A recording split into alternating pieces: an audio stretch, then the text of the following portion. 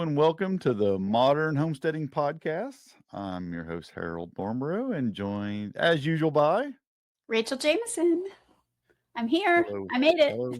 fellow, fellow host. Yes, I'll tell you, we've been bad podcasters lately. I think we skipped last week. We're both just so busy on our homesteads right now. I feel like I'm busier than I've ever been on my homestead, which is Yeah. crazy.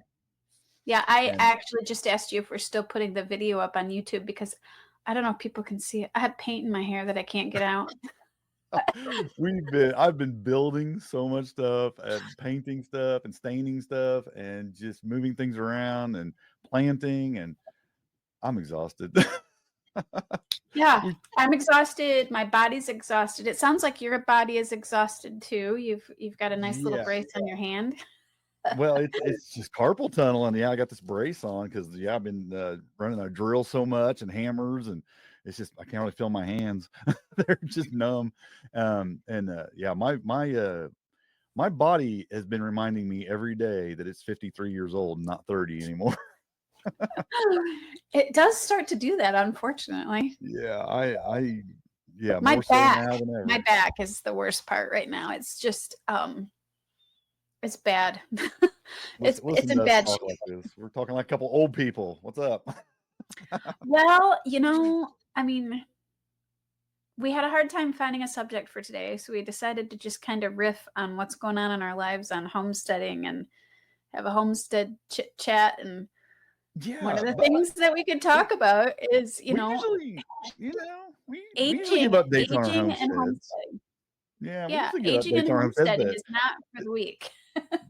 there's definitely things. Yeah, there's definitely things going on this year. But I think I love it. I love the feeling of Yeah. getting things done and seeing the accomplishments. But I definitely feel it more than I ever felt it when I do it. Yeah, I think for me it's definitely a little bit, the pace has definitely been more than it typically is this year. But hmm yeah, yeah. Well, you've had your big changes on the docket for a couple of years. You guys have been doing the two homestead thing, and you're just now getting the old homestead sellable. It's just now getting done, Yeah. and you got a whole list of things to start on your new homestead. And Yeah, I have lots of ideas and doing it while you're working, which you know what that's like, yeah, has been the hard part. And two homesteads, but I've been maybe doing it a little bit too much, but I love it and it's hard not to because I get home from work, even though my body is exhausted, I'm still excited to do all the things. So I yep, do them. that's me too. Every day I've been excited to get out there and get things done. But yeah, and honestly, there are things that I've wanted to do for a long time, and I just decided I'm kind of tired of waiting, and I decided to do it all at once. And Yeah, I you mean, this you year has just been major change around this place. yeah, you bit Total, off a big. yeah, it's basically just a total redesign, total layout change, just everything. And that's been good and bad because good is just looks so different and it's fresh and everything's new and it's like, but it's also kind of bad in the sense that I feel like production is going to be a lot lower this year because I'm just starting over in a lot of things and I've moved a lot Uh, of things and it's really set me back as far as the growth of a lot of stuff. And mhm. just when you're moving things, it stunts everything and just it's new and I'm putting in new things in new places and it's I think it's going to lower the production this year a little bit, but going forward, it's going to be 1,000 times better. I feel like. So we're doing the homestead chit chat today, and you're saying you've got a bunch of new things, and your production's going to be lower. Like, what is that? What new did you change where your production's going to be lower? Like just your annual Well, vegetables? annuals and perennials both. I mean, I've moved trees Okay. literally Okay. and bushes and a lot of perennial plants and things and rhubarb and just all kinds of stuff. I've reset everything pretty much, and putting the fence in just totally changed the way I wanted the layout of the property to be because I expanded Okay. all that out to the borders of the property and I put it all to the borders. And so there's been a lot of mulching going on out there and stuff like that and putting in expanding the guild, like two of the guilds I'm just expanding back and making them a lot bigger, but then I've actually put in like three new guilds along the Nice. fence. And the back, something that a couple big changes that I made in the very back, I actually took the the back of our property, like we have a garage, we have a barn, and we have a garage. Well, at the back, the fence was always in kind of like the inner part of attached to the inner part of the garage. Well, I moved the fence out to the outer part of the garage, which expanded like 20 feet of backyard. That's a And lot. then That's yeah. considerably. And well, what I wanted to do with that is I wanted to make this area for the bees, because I wanted to make a separate area, because I love having bees, but I don't want like the grandkids bumping into and because we're a small Right. property, I don't want anything. But I also made an area for the compost. So I expanded the compost area. I put in a big 3-bay compost bin Ooh. back there, which I'm really happy about, because I wanted more compost. I need more compost. And I put the bees back there as well. So I've got all that area back there now. So it was like another 20 foot by about 24 feet, I think, area that it just tacked on to the yard that made it a compost and bee area. And I'm pretty excited about that. Like I said, I've already started piling up the compost. Unfortunately, I wiped out all the old compost I had and just kind of use it, so I wouldn't have to move it, and just went in and use it. So I'm kind of starting fresh with compost back there. So that's going to take a while to get that all filled up and rotating good. But I like the 3-bin system, because you can just flip it from bay to bay as you're turning it. And by the time you get to your third one, you let that finish there, and that's nice. So I built all that. So that layout's different. Well, because I moved the old compost bin, that opened up another area where I can garden, So, yeah, it's just the layout's just way different, just in the things, the raised beds themselves, the garden themselves, the annual garden is pretty much in the same spot. Okay. But just everything else has kind of moved around. All right. But cool. My heart's a little bit broken, because I'm taking out a mature apple tree. Why? And not because there's nothing wrong with this apple tree. There's nothing. It's just because of the new layout, it's in a bad spot. And I've thought of every way I could do around it, but it's shading out things, and it's just causing me a lot of problems in my design. And I'm like, and it's like 7 years old. I mean, it's pretty mature, and it produces some apples, but I'm gonna saw it down. And I'm like, so are you going to turn it at least into like some smoking chips? I might do that. Applewood? It's pretty good size. I mean, it's a fairly good size apple tree. It's just because of the way I'm designing everything, it's just in a bad place. And I'm like, well, yeah, when you have a small acreage, it's really, really hard to design. Yeah, and mistakes like that. If you put something, well, when I planted it there, I only had this one property, and then we bought the other property, so it's right on the property line. It's what I had, Well, now that I went past that, now it's like in the middle, and it's just like in the middle of everything, and it's just in a bad spot. It's just where it's at. It just doesn't work anymore. So, yep. I'm going to take it down, and I've got 2 other apple trees on the property, so we got plenty of apples. But it's just, it's one of the things you hate, taking out a mature, healthy tree. Right. But it's in the overall design of the property, it's going to be good. I need to do it, and it is casting a pretty good shade on the back garden, which I could lower it and fix that, but it's just going to be best to just take it out. So next week I'll probably be doing that, and yeah, I'm a little sad about that. Say goodbye to an old friend. Let's talk about your place. Okay, what's the big things going on right now at your actual, not the old homestead? I'm more curious about the new homestead. So I am looking forward to getting into the orchard, which is going to transition into a food forest.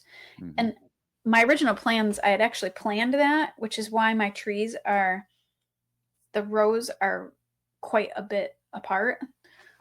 So yeah, I'm getting really excited about that. We started planting in that last fall. So we put those trees in 3 years ago.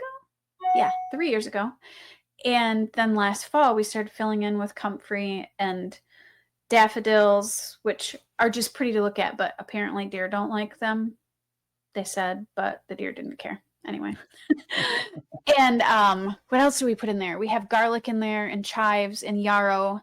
So I'm starting to put all the support species in there with the apple trees, in between the apple trees. And I'm just getting really excited about that. I need to decide upon a biomass, besides the comfrey. I kind of want a second one to just create that lots of extra leaves and stuff to chop and drop. I have found, I'm really, really excited about that because it's just kind of been my baby for 3 years. You get So you a big enough Jerusalem artichoke patch. That's some major biomass right there. yeah, I should put some over there. I have some, and I just haven't decided where I want it because I do want that to be part of feeding our animals. So Yeah, I I just know have to those decide stalks where I take want it because I don't that. want 20 acres of Jerusalem Yeah, artichokes they in a spread. You whole house. definitely want to be able to mow around them all the way around them so they don't spread. I've found Yeah, that to be very because at tricky. our old house they became a problem. Yeah, So but even just sunflowers, if you planted a lot of sunflowers, that's a lot of biomass as well. Those things will run through a little yeah, the shredder nice. Mexican sunflowers are the ones I Yeah, really was looking at because they create a ton of biomass and multiple heads, and I don't know, they're just kind of cute with their orange heads. But yeah, so I've been looking forward to that, and then I've been looking at some grape guilds, which I wasn't really aware existed until I was watching a YouTube channel, and I can't even remember which one it was, where they had put a bunch of flowers in there with it as support species. They were daylilies, orange hmm daylilies, and I can't remember what else they had in there. But another thing I'm really excited about. I'm excited about a lot, but me too. the way our driveway drains, we had asked for it to drain differently and come in differently, and there was some kind of miscommunication, and we were gone the day, of course, when they put the driveway in, and it's not where we wanted it exactly. It's pretty close, but so now what we're having problems with now is the water is coming down the driveway, and Mm. there's a great big puddle in what will be the front yard. I mean, it just turns into a big puddle. So I am getting really excited to use those elderberry that you gave me.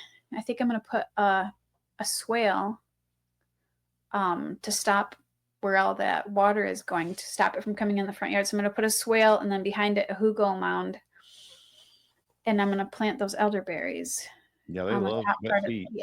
yeah, I'm going to plant those elderberries like right above that swale.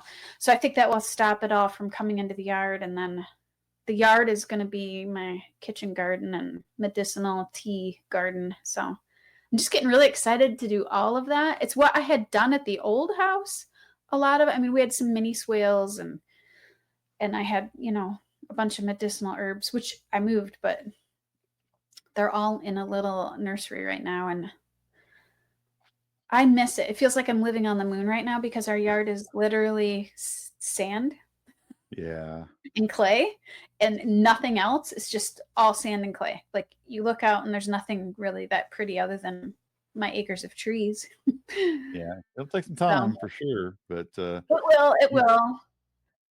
One of the What do ways you that expect to benefit from first? The orchard? I mean, has it already produced any kind of fruit yet, or we got 2 apples last year. two last year? Okay, so Two. probably get a few more this year 2. then. Probably get a few more. I'm hoping so. We ended up fencing the orchard last fall, and because the year before the deer had gone through and topped 3 of the apples, so it hmm just took the top right off of them.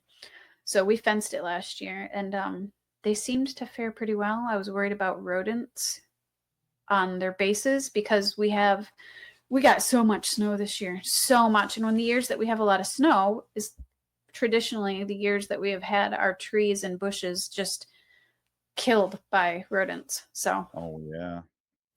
I think that's where we're going to get a harvest this year. But we also have our wild blackberries that I got gallons of them last year. Oh, speaking of blackberries, my daughter was going to work yesterday. Yes, yesterday. And she turned out of our driveway, and there was a black bear coming out of our woods. Wow. Yeah, Yeah, I so I mean, wouldn't know what it'd be like we to deal have a with that. beehive.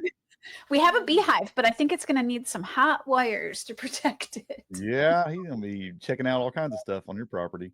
That's Yeah, wild. Yeah, see, yeah. that's so foreign to me. I can't even imagine what that would be like having bears running around my property. Well, we get them in Um, town at our old spot. At our old house, we actually had bears too in really, town. wow, Yeah, that's it's crazy. pretty common. I mean, up here, it's not that uncommon, but yeah, it's just a thing to contend with. Just trying to keep everything alive will be interesting. You were Um, talking about rodents chewing your stuff up is funny because right like the day after I put all my everything. I planted everything I had, the seedlings in the house, and I had just put the cabbage and the broccoli. Well, normally I cover those up, put the row cover over them because I don't want Mhm. the cabbage moths getting them into them Yeah. anyway. But I hadn't done it yet. It was the day I did it, so I hadn't covered them up yet.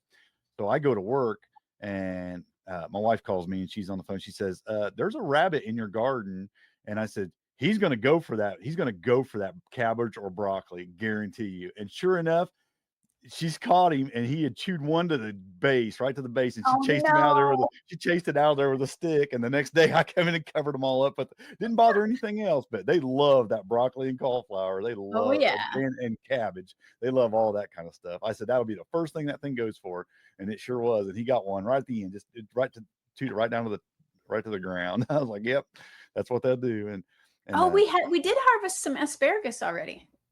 oh yeah. It made the move. I thought for sure I dug it up wrong because I'm kind of new to asparagus, but I dug it up at the old house and moved it here last fall, and it came up, and we got some nice asparagus. Awesome. And I'll have Yeah. strawberries. I transplanted a bunch of strawberries from the old place, and they're all flowering. Yeah, If I can beat the bunnies and stuff to them. I actually moved now because I'm again more redesign. We sided art. I've been putting siding on the house, and beside the house, I always had my strawberry patches like all the way down along the side of the house. Well, we decided though we're going to put tile down there and get drainage away from the house a bit because we've had a little bit of basement water issues Oh, lately. So I'm yeah. tiling all that, and I'm moving the water, getting the water more away from the house, Right. and so I dug up all the strawberry beds along there. And so rather than, I mean, I put a few out in guilds and things, but I also just built some towers. I had those Oh, plastic cool. towers or whatever. And those seem to be thriving. Like most of the stuff, I've tried herbs in those and stuff, and they just don't seem to deal that well. But the strawberries seem to be thriving in those towers, which Nice. a lot of people have a lot of success with those, with the strawberries in those towers. Strawberries do. I have some in towers like that too. Yeah. Actually, I got them at the dollar store. Yeah, that's where I got And, these last year, yeah. and nothing grew well in them last year, really. Yeah, and I have So, strawberries in those, and they seemed to have moved pretty well too. Yeah. yeah. I love having them out in the guilds and stuff too, but I thought, well, I'll just move the majority of them into those towers. I got a couple of those and just filled those up with those. And me and my granddaughter were working on that the other day, and she's cramming stuff in there any way it'll go, and it seemed to be surviving. Strawberries are tough like that. I love They that. are I used to be such a perfectionist, when it came to that stuff. It's like you got to get this stuff just right, and now when I see the grandkids messing something up and putting something in just kind of like, wrong, I just let it go. And then when I see it growing wrong, I just think it's a memory for me. That was my granddaughter Yeah. helping me with that now, so I don't even care. I used to be when I feel sorry for my kids because when they were little, and if I seen them messing something up or doing something, and I was such a perfectionist back then, it's like I'd get angry and stop doing that and try to teach them the right way. And I guess everybody needs to learn the right way and learn how to value things and take care of things. But at the same time, when I see an imperfection now that was caused by the kids when they were little, I almost want to frame it because it's just a memory to me now. Yeah. It's like this is just a word to parents out there. Think about that. Yes. You'll value the mistakes and the things that aren't perfect that your kids did when you see Right. them when you're old, and you'll value that. And it's just, I almost think if a grandkid wrote on a wall now, I'd probably just put a frame around it on the wall and just leave it there. I mean, I don't know. It's just the memory is so much more valuable than having something perfect, Yes, I do. 100%. Yeah. So, yeah, you're a grandma, you understand. You get help. You appreciate getting the help. And just the memories of just being out there in the garden with them. And you don't want to ruin that by trying to make you should really plant it this way. Yeah. Like I said, it doesn't even matter to me anymore. I get what you get. Yeah, she was holding the board up for me one day. I was putting the screw in it, and then she dropped it right when the screw went through, and I just left it like that. I was like, nope, I'll know. I'll always remember now that she helped me do that. So speaking of, my kids helped me plant a bunch of the stuff in the guild, and that was fun. But my walking onions are becoming a little bit of a problem. Really? What kind of problem? Just spreading around? Oh, I mean, speaking of being easy to grow and you can't, I thought I had some that were composted. I stuffed them in the compost because I thought they were dead. They sat around all summer and dried out, and they felt like, how an onion feels when it's dried out. And I'm like, oh, we're just going to stuff those in the compost.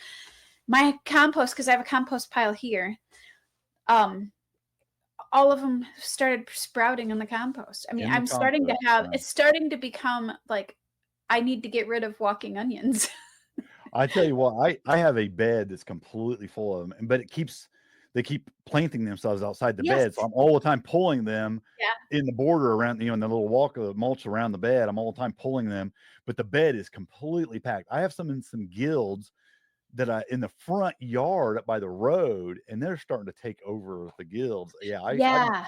you got to control them. I mean, you really got to pull them back. Yeah. So last year I started taking them when they started getting a little head on them. I started cutting the head off so it wouldn't plant itself. Because that's what they do is the head falls over and plants itself. Yep. And just started giving them away. I'm like, here, take them. Now they're a little bit spicier. I still have some in the freezer that I froze last year. But they do spread like that, but I also think they maybe don't. It seems like they spread through the roots a little bit too, because I've seen some pop up outside the beds, and I don't know how they would have. I didn't let them walk out. I didn't let them lean over there. Yeah, I think they must be. I've also picked up some that are split. Like you pull it and it's like two bulbs, but on the same root. I almost think there's a runner type issue going on with them too. It seems like I mean, it's a good problem to have because I do plant other onions. I have Patterson onions this year, which are in my fruit tree guilds. I'm just kind of dumping everything in there because that's the soil I have that's amended. And regular onions, you have to baby so much to get to the point where they're big. And that's what I appreciate about the walking onions is that you do not have to baby them at all. You can and they're not big or anything, but they're just they're useful and they're flavorful and you don't have to do anything. I think the biggest one I've gotten is maybe ping pong ball size. Yeah, they don't get gigantic. Maybe golf ball. Yeah, I'd say golf ball size. We've had a couple. Yeah, but they are stronger, so you need less, I would say. But somewhat, they're delicious though. But I love these kind of permaculture plants that you plant once and done, and there's no babying. It just happens. But so I put those all over in my guilds by my trees too. Same reason, hoping to keep away rodents because of this, because they do have a smell. Yeah, I transplanted a bunch of garlic, and I didn't know if that would take off or not. It planted by seed. I guess I had them go to seed last year, and so I had a lot of little ones popping up in this bed. Well, I didn't want them in that bed because I was planting something else in that bed. So I just took and made a whole big long row across the whole front of the main garden, and I honestly didn't even know if they'd make it or didn't even care really. I just popped them in there. I think every one of them they laid down like they were dying for like 2 days, and all of a sudden they all just stood up. We got a good rain. They all stood up, and now they're all going strong. So. Yeah, well, that's one thing we got last week was a ton of rain, which we were really, really in need of. So I was glad about that. We got over an inch.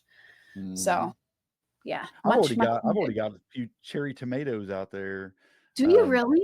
Yeah, and I even have a banana pepper that's probably about 4 inches long growing off of a pepper plant. I'm like, I can't even believe this already. Oh, have you got any mushrooms? It was too dry. We got rain last week and we've looked a few places, but so far I'm nothing. just going to admit that I've been so busy here on the homestead. I haven't had time to do anything else. I haven't even been out. I didn't go out. There are a lot of people were finding them around here. So they were. Yeah, people were finding them here. I should say that when I say we, it was actually my husband and dogs. Because the one night he wanted to go out, I just looked at him from the couch and said, I'm done. And he went for a walk to look for mushrooms. Yeah, at least you guys got your own woods to do this in, so that's nice. You can just stay on your own property and do that. Yeah. And I don't have that option. I have to go somewhere to do it. But it's I've been so busy around here. I haven't even broke away from the homestead at all for anything else.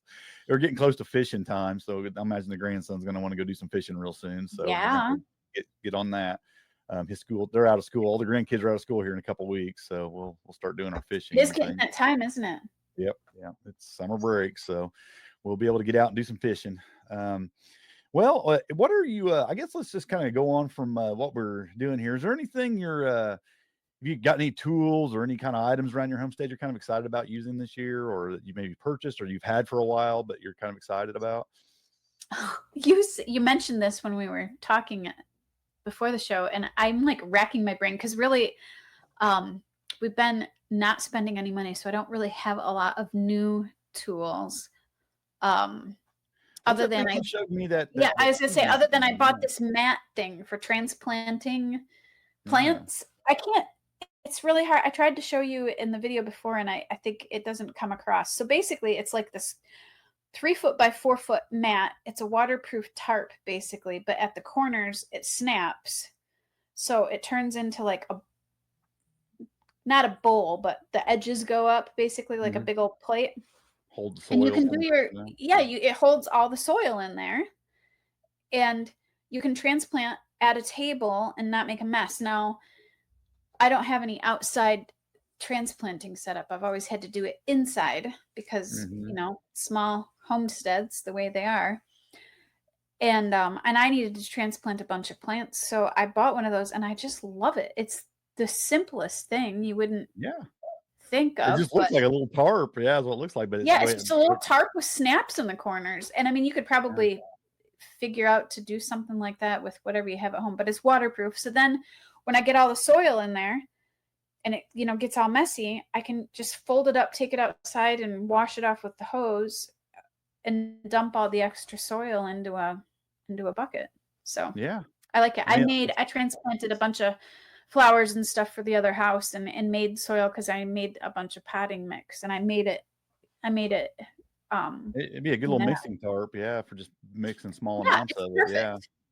Yeah, Yeah, it so looked I mean, simple, but yeah, I could see where it'd be really useful for him. I'd never even seen one of those before, so I didn't even know. Did you get that on Amazon or I locally or did. It was like one of those deal of the day things that popped up, and I'm like, oh, that looks kind of you'll have interesting. I to think I'm send gonna me the link to buy that. that, and I'll throw it in the show notes if anybody's Yeah, interested in checking that out. yeah. So Um, it wasn't expensive. It was under $10. So I bought yeah. 2 of them, and the other thing I bought, which was not on Amazon, and it was that one website that everybody says don't to use, but I did use it. It was that Temu or something. Temu. Yeah. Yeah. I bought these little a seedling book, like a seed storage book, Uh-huh. and it's like fake leather on the outside. And anyways, I bought that, and it's kind of cute. I put my flowers in it, my flower seeds, because it's too small for my vegetable seeds are in boxes. I mean, boxes. So I Some had to some just things make you just have to buy something. something that makes you happy and not Yeah, yeah. It's definitely not, something I normally would do, but it was really cute, and so I bought it. Yeah, Because I'm getting really excited to plant a tea garden. I like tea. there you go. Yeah. And when I say tea, because I mean, people do grow tea here, believe it or not, actual black tea, but you have to have it in a hoop house. But, like lavender and rose hips and Chamomile, yeah, all the different chamomile, all those kind of things. I just love it's fun. Go outside, pick a little bit of chamomile and a little bit of lavender, go inside and brew yourself a cup. yeah, nice, It's nice. fun. Well, I purchased something here, about a month or so ago, and I didn't know how well they worked, and it's one of them retractable hose reels, and it's a Oh, 90-foot hose, and I have developed a love affair with this thing, like you can't imagine. I you're gonna have to love send me a link because we need yeah, one I so just love bad. to just drag it all over my property, and when I'm done, because two problems with hoses. One, if you leave them out, the sun will break them down quicker, and they won't Yep. last as long. And putting them up is a pain in the rear. If you got to roll them Mhm. up and you're doing it, it's just a pain. So you end up leaving them out, and then they don't last as long as you left them out. This one, you just pull it wherever you need it, and then when you're done, you just give it a little yank, and it just slides all the way back to its reel. It's like, gosh, I love that. It's just so nice. Wow. 90 foot. I'm That gonna drag it sounds up 90 really feet and cool. then just go all the way back. Yeah. So I hope I'm that you really got that liking it. somewhere you can share a link so I can Yeah, get one. I got it on Amazon. Now there is some higher name brand ones. I did not. Hose Link is one that a lot of folks, I guess, talk about. It's one of the more popular ones, and it's a little bit more pricey, and it may be better. It very well may be. This one, it was a little bit cheaper, but it seems to work really, really well. Every once in a while, like when I retract it, it's like the last 5 or 6 feet won't go in for some reason, but then the next time you pull it Okay. out, it'll go all the way in. So you just get a little bit of which I've got an air hose in my garage like that on a retractable reel, but sometimes it doesn't go all Well, the that's way what I was in. gonna ask you if it was like one of those because we have one of those. Yeah. It is, but it's fully enclosed. So just to block all the sun rays and things. But yeah, it works really, really good. I like Yeah, it. It's a 5/8 hose, so you get nice pressure and everything. I mean, it's really works good. we're in need of some hoses. Speaking of leaving them outside, Yeah, we have ruined many of hoses. me Well, too. Yeah. yeah, because we had to water from overhead at our old house because we watered from the lake. Mm-hmm. And despite having 2 filters, the sediment would clog up mist systems. So we had to use big-headed sprinklers, and we had hoses running to them, and they die. I can't tell you how much time I've spent either trying to get them to go on the thing with a handrail thing, or just getting them, doing it yourself, putting them in the circle on the ground. Yeah. Just trying to keep hoses straight. Yeah. Yeah, it's a pain. It's one of the it's a big pet peeve of mine trying to get the hoses up, and they're all twisty, and you're trying to always get that little twist out of them, and you're turning them, and this is so nice. I mean, I turned the hose on. Why is there no pressure? Oh, it kinked. Yeah, you got a kink here or there, and this just prevents all of that, and it just rolls it back up. No kinks, no nothing. It works really, really nice. I like it a lot. I didn't think I'd like it even as much as I do, but I really like it. The things that make homesteaders happy. Hoses. Yeah, that's definitely one that I've enjoyed. Also, I have a lot of DeWalt tools. So when I buy another little power tool or whatever, I have a lot of the batteries, so I'll just get the tool and I already have the batteries. So I actually bought one of the little mini DeWalt chainsaws. It's got like the 8-inch. Love that thing so much. I want one of those really bad. Really bad. It's really nice. I mean, you can get them in the pole saw too, I think, but this is just a handheld. But man, I was cutting like. So I have a pole saw. Yeah. I have a pole saw and I love it, but it doesn't get any shorter. So basically, it's like, I don't know how tall. It's probably 3 feet, I think, and you can get longer. Yeah. And I love it. I have a pole and it's a chainsaw, but I want the handheld one. And we have chainsaws, but they're not mean size. 2 bars. I think it has an 8 or 6-inch bar and then like a 12-inch bar. So it's got like a pretty long bar even on it. You can. Wow. So it's pretty long, and the definitely the shorter one works a little more controllable, especially if you're just doing for pruning and stuff. It's just so fast because you just touch it and it just takes them right down really fast. You just gotta be careful with it. It's a chainsaw, so you do have to. That's my one complaint about my pole saw is I really, really like it, but you have to have a lot of shoulder strength to control it, so it gets a little bit scary. Yeah. And I get tired quickly because I apparently don't have a lot of shoulder strength. I learned this the hard way. So anyways, I do like it, but same thing. You just got to be careful with it. I mean, it's a chainsaw and it's an electric chainsaw, so it works a little bit differently than a gas powered one for like your chainsaw chaps and stuff. Yeah. I like it. It's a fun little tool. I mean, it's done. I just picked that up earlier this spring when I was doing some pruning and stuff, and I was like, "Ooh, I like this a lot." It made the job so much faster. And I mean, how tired do you get of doing this with loppers? And I think I need one. One of the DeWalt weed eaters, and I really like that too. I picked those up. I picked because our weed eater bit the dust, our gas one. I thought I'm gonna try one of the electric DeWalt weed eaters, and I love that thing. But I will tell you, the head that comes on them is garbage. The worst head I've ever had on a weed eater. But I bought the interchangeable one that you just put you just put your own. It takes like the singles and you just double them over and pop them in there, and it works perfect then. But I hated that. The feed on that thing was the worst I'd ever seen on any weed eater. But the actual weed eater, it does great with the DeWalt batteries and stuff. I was really, really happy with it. So we just got a bunch of little tools this year. Speaking of the battery powered, so mine is not a DeWalt, it's a Ryobi, which is definitely a cheaper brand. But I also have a Ryobi leaf blower, and I love that thing. Mm-hmm. I use that a lot, just to the deck, whatever, not necessarily just for leaves. And it's really nice and it's light enough. That's my biggest thing. They make a lot of tools for bigger people, and I'm short and small. Like we have weed eaters I can't use because I'm short, and I end up like this trying to get them to operate.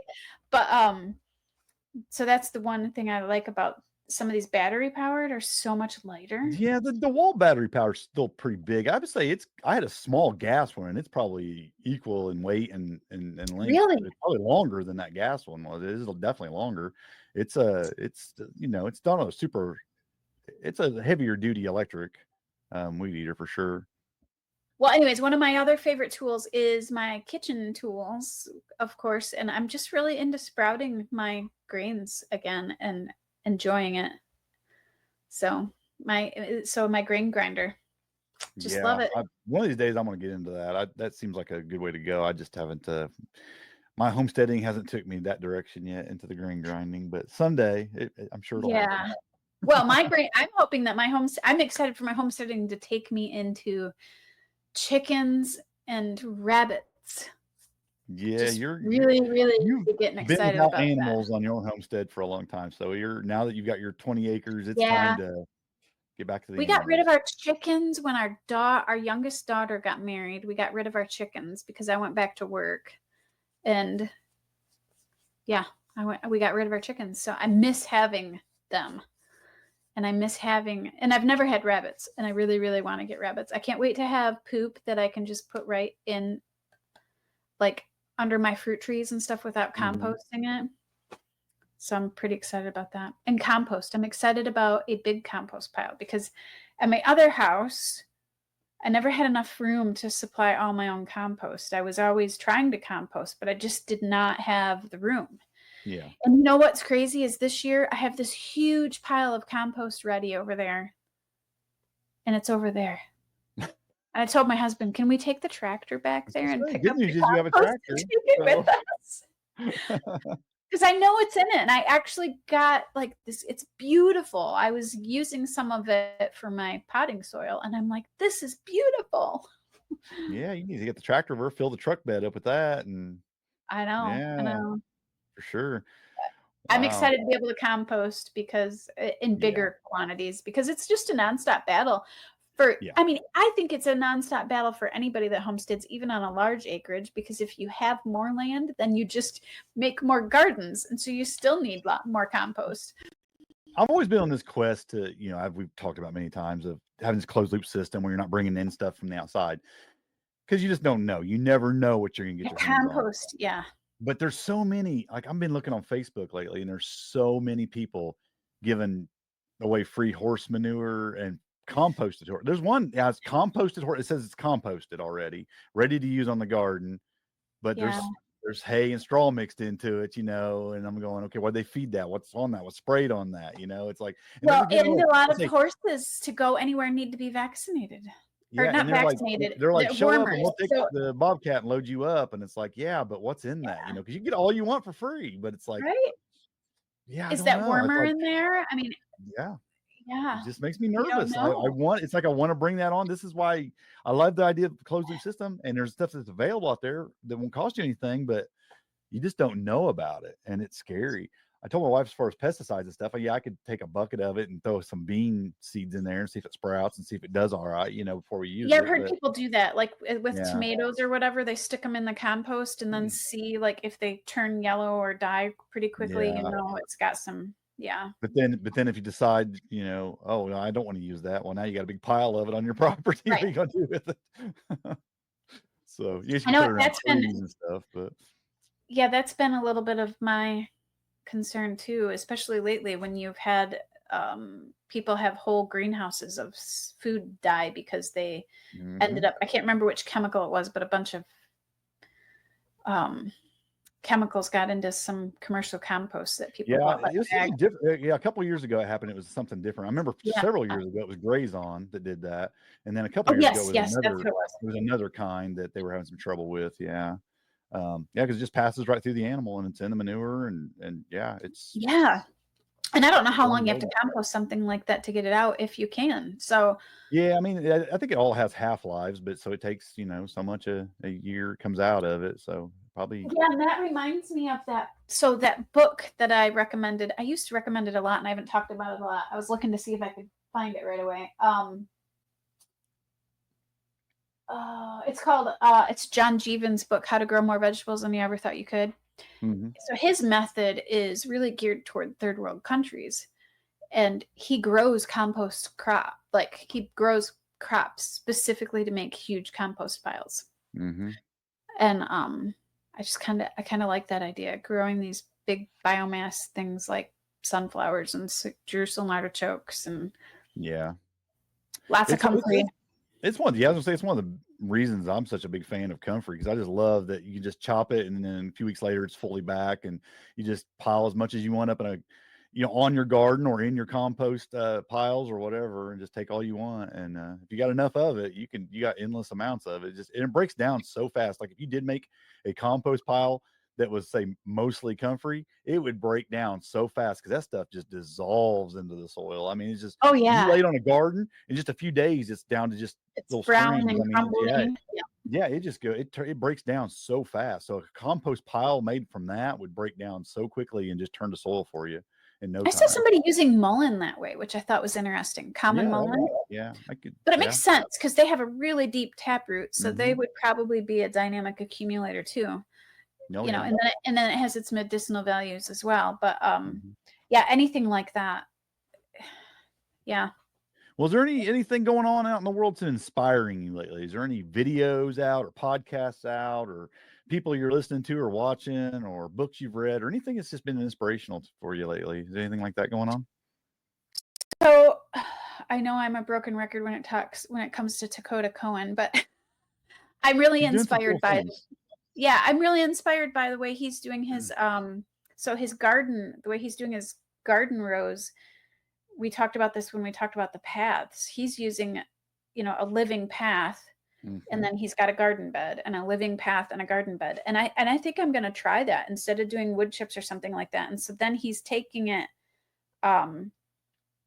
he's made it big enough so that can just dump right back into the garden bed. So it's, white clover, some kind of crop that can feed the garden. Yeah. And I really like that idea. And I like what he's doing. I haven't had a lot of time to watch a lot of stuff to be inspired, but he definitely inspires me. I was trying to think. When I took that course with Permise, that garden master course with Permise, Yes. she in that course, she talks about how they do their garden paths, and basically they have certain things growing in between the rows, and they just run, but they made them just like mowers width, so where they could run it, and they basically just blow the cuttings into the garden for mulch, and it mulches the garden itself. And then they just exactly growing their mulch in the path but they don't have to actually move it. It just blows it into the, around the plants and stuff that's in the actual rows. And they just had a nice little setup for that. And there's nothing fancy. There's nothing groundbreaking about that. It just works, and you get this nice breakdown constantly of the right stuff in the right place with minimal amount of work. And I think, I recently saw a talk with John Kemp. I think he was at like an acres conference or something like that. And he was doing this on a larger scale, like with corn. It was really interesting. So I had never seen it done with like a bigger crop like corn or wheat. And so they had these rows, I don't know, they were blocks more. I don't know how big they are. They appeared to be like maybe 20 feet wide. And then they would have a block of cover crop or whatever, and they were running animals down it, but then they were also chopping it and putting it into the corn, and it was just a wild concept. And you think to yourself, it's really not that out of the box, but we just never thought about it before. It sounds like we overcomplicate things sometimes, and they were running sheep down it, and that's cool. So John Kemp, I've started listening to him again. For a while I stopped listening to him because he made my mind think too much, and I couldn't do anything about all of the ideas it was giving me. But now that we're at the property, but he is brilliant. He has his own podcast, and he's just brilliant. Yeah. I haven't listened to him. I've listened a few times. But that's somebody I need to go back and maybe listen to a little bit more again. Cause I've listened to, I think I've got his podcast saved on my player, and I just very seldom I listen to it. Of course, I got to admit, I haven't really been listening to podcasts hardly at all lately. I've been busy too. I've just been, I think I've just been listening to music and doing my work and going about my business. But I probably need to listen to some more podcasts. I have been watching some YouTube videos, but the videos I've been watching have been like job specific, like things that like I was like trying to be inspired about what kind of fence I want to do. So I was watching different designs and things, and design Yes. things and stuff. So I watch a lot of stuff like for design ideas and layout ideas and things like that. But Yeah, I did that's how think, I am. I don't know if anybody knows, but this just came out yesterday. Have you ever watched the Living Traditions Homestead? You ever watch any of their videos? I think I have in the past. It's been They a while. have. I mean, they're a YouTube channel that, I mean, a family of homesteaders, and they have put out. Well, he announced yesterday they've put out 1,150 videos over the last few years. Wow. 1,150. But yesterday they did their last one. They said they're done. Oh my goodness. And I thought that was, I get it. And I know I bring this up because it's like, man, I'm so thankful for them because they've put out so much good stuff. A lot of what I learned about quail early on was from them, because he done a lot of videos on quail, and they were doing quail videos, and just what I learned about caging and how to check things and how to just process them even and stuff. I learned from them on their videos. So I mean, they've got just so many helpful videos on just about every homesteading topic, right? And they're just doing it. They're doing it a really good job. And they set out to do that. They set out to teach people as they were doing it. And now they just hit this phase in their life, and they're like, you know what? We've put out all the information. Now we're gonna go a different direction. We're gonna be more private and less public about this, and we're gonna keep on homesteading. There's nothing wrong. There's nothing going on that's making us get off YouTube. I get it. And I get it too, because like I do work around here, and it's like, boy, I should set up a camera and make a YouTube video out of this. And I'm like, yeah, but then it takes twice as long, and then I got to edit, and then there's just it does take twice as long, and then you lose a little bit of your privacy. Yeah, and you're putting yourself out there. And even podcasting, you're just putting yourself out there.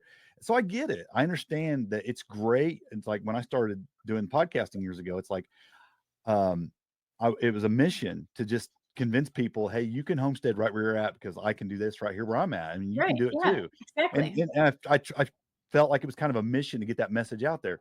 But then after a while, it starts feeling less like a mission and more like a business.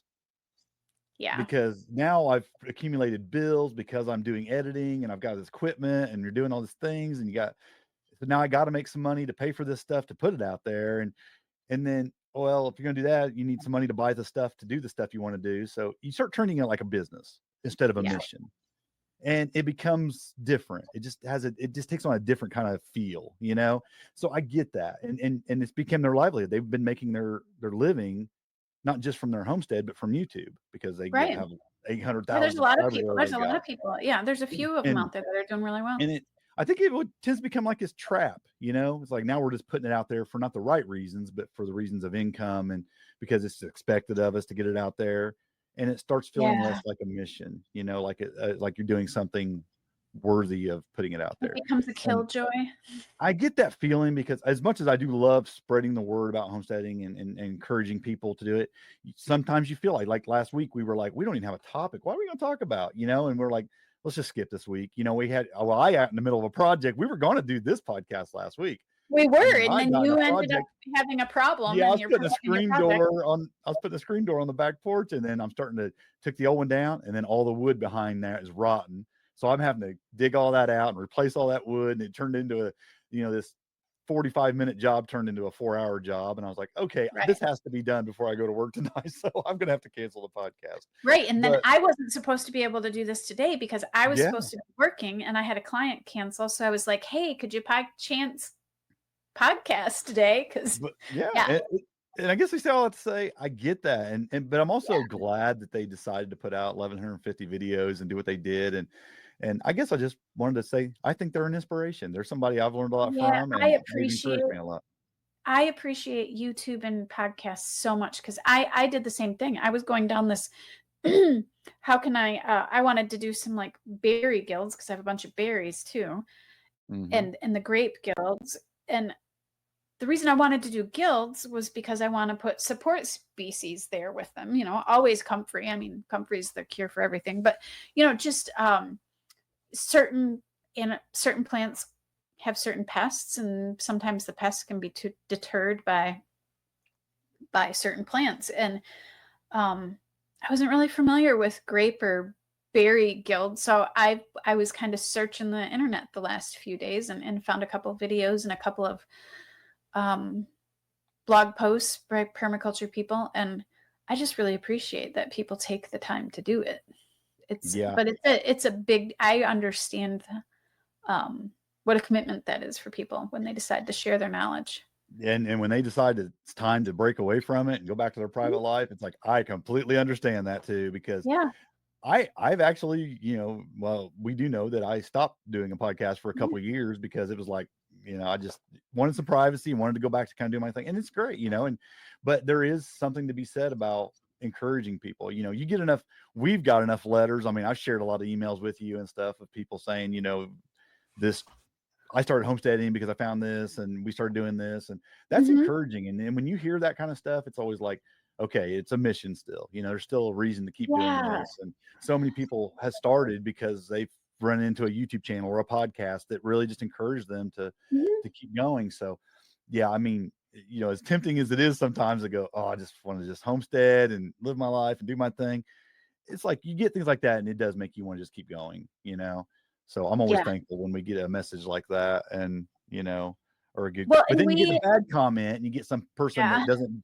Get these people who don't produce anything, but they want to tell you how you should be doing it, and that's just aggravating. It's like right, or they point out that you made a mistake, which I do often. I'm not perfect, and I don't know it all. It's discouraging. I'm here learning just as much as everybody is, and I'm not here because I know more than other people. There are thousands and thousands of people that know more than I do.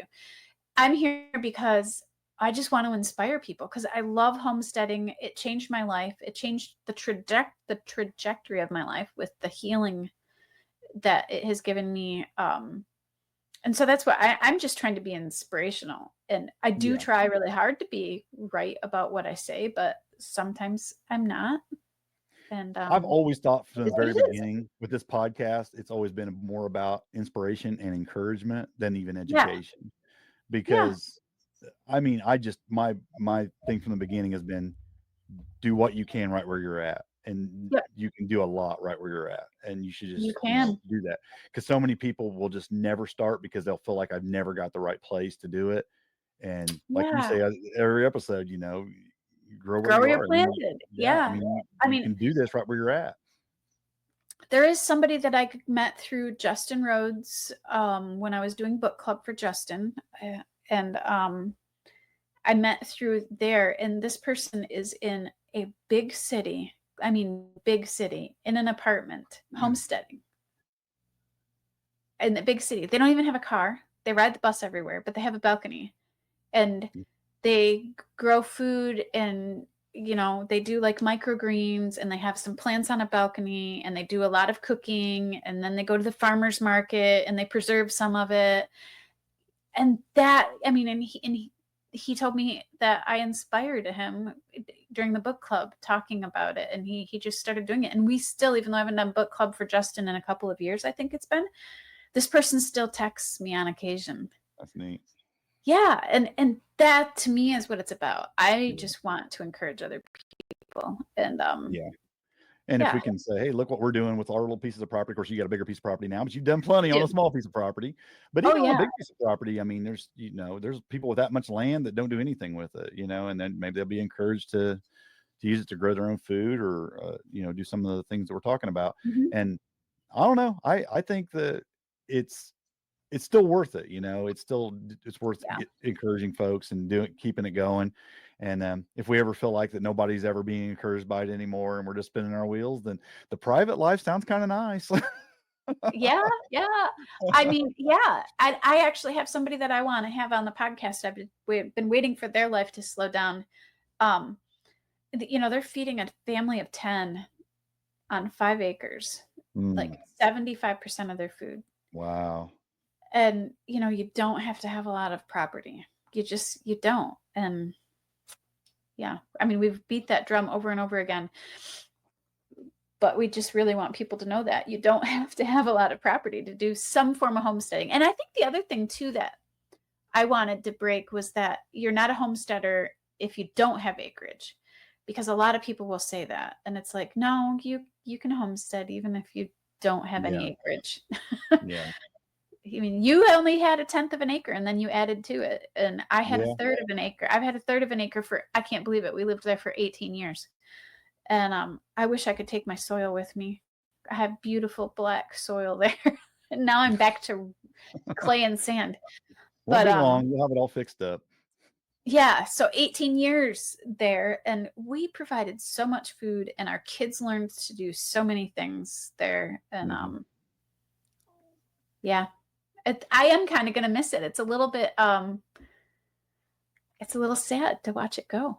All of the memories, all of the things that we grew there. But yeah, and just the all garden. the work you did, and all the things you accomplished. Yeah, it's gonna be. But Somebody will probably rip all that garden dirt out and plant grass, but you get started on a whole new set of memories where you're at. So it's yeah, for sure. Well, I guess unless you can think of something else, we'll wrap it up there. We've been going out for a little while, having a little chit chat. Let me look at my notes here. I made some notes. I didn't make any notes. I've been winging it. You're better at winging it than I am. I'm so much better at winging it than I am. But I think we covered. I talked about me wanting to do some hedges, which is the berry hedges, and yeah. So I think that we'll see. We'll see where things go. It seems like I'm getting new ideas and changing things every day. So you have a little bit of homesteading ADHD there. Yeah, I've got about 6 unfinished projects that are almost finished. I keep bouncing to the next one right before the last one was completely 100% finished. So yeah, so I'm gonna have to go over and revisit some of their channel, but yeah. I'll drop a link in the show notes to some of the stuff. So that would be cool. That would be cool because I know I had subscribed to them a while ago, but I don't know if I've seen any of their videos. They've got some great stuff. Yeah, like I said, I didn't realize they had that many videos. 1,150. That's crazy. That is crazy. There's some good ones out there, though. Some really good ones. Yeah, there are. Yeah. One of my I should mention this. One of my favorite ones that I really like is of course now I'm gonna lose it. Shoot. I just watched one of her videos too, and I love her. Oh, Anne of All Trades. Yeah, I just watched one from her today, earlier this morning when I woke up. Yeah, I really like her. I really like her too. She's fun. She doesn't overcomplicate it. I really like her. Yeah. Refers to herself as a lazy gardener. And I like that. She just she finds ways. Of course, she's got a lot of hobbies too. She's a woodworker and all that kind of stuff too. So yeah, I love that she's pretty laid back and pretty chill about things. Yeah, so. She's got a good channel. Yeah, there's some good ones out there. So, well, I guess we'll just end it there. We'll wrap it up. Folks, until next time, happy homesteading. God bless. And grow where you're planted.